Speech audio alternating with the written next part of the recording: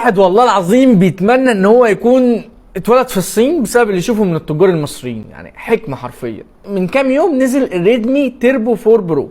التليفون ده بص اقل ما يقال عنه ان هو تليفون تحفه، بطاريه كبيره 7000 ونص، شاحن 90 واط، معاك معالج من اقوى المعالجات اللي في الفئه المتوسطه كلها لغايه ال 60 70 الف جنيه، ال 8 اس جين 4، معاك شاشه اموليد 120 هرتز. بص اي حاجه تحتاجها موجوده في التليفون ده. وسعر التليفون كام؟ ما هي دي الفكره، ما هي مش دي المواصفات. بص المواصفات حرفيا تحفه، بس السعر اتحف. يعني السعر 240 دولار، يعني حوالي 15000 جنيه، او حوالي 15000 جنيه ايه، حوالي 12000 جنيه. تمام. ايه اللي يحصل بقى؟ اخش على صفحه من صفحات المصريين اللي بتبيع هنا، مش هقول على الاسم بتاعها يعني عشان ما نأذيش حد، نلاقي التليفون معروض على كام؟ على 27000 جنيه.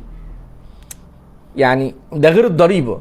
طب يعني احنا فارضين الضريبه عشان الجمارك، المفروض ان انت لو هتضيف جمارك مثلا هتبقى 7000 جنيه، يعني سعر التليفون يبقى 19000 جنيه، 20000 جنيه مدفوع له الضريبه والجمارك، واخد كمان انت المكسب بتاعك. لان هو التليفونات ازاي كده بتبقى في 12000 بتبقى ايه الضريبه بتاعتها 3000 ونص، زي البوكو اكس 7 برو كان الضريبه بتاعته 3400.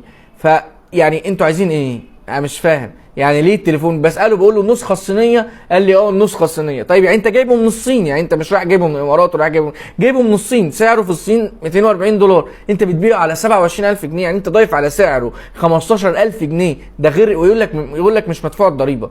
يعني حرفيا الواحد مش عارف يقول ايه. تليفون تحفه تحفه تحفه، وحرفيا الواحد يا ريته صيني والله. يعني يا ريته الواحد اتولد في الصين بسبب اللي يشوفه من المصريين والتجار بتوع المصريين، والقانون اللي عملته مصر للاسف ضرنا احنا، يعني ما ضرش التجار على قد ما ضرنا احنا. الواحد مش عارف يقول ايه والله. لو تعرف حد في الصين يجيب لي التليفون دوت وادفع له 16000 جنيه، مش عارف منين، بس المهم يعني لو تعرف يا ريت تقول لي والله. وبس اكتب رايك في كومنتات. التليفون ده فعلا يستاهل، انا شايف ان هو تحفه، الدنيا مقلوبه عليه اصلا، مش مستنيين رايك ولا رايي، بس هي الدنيا مقلوبه عليه يعني.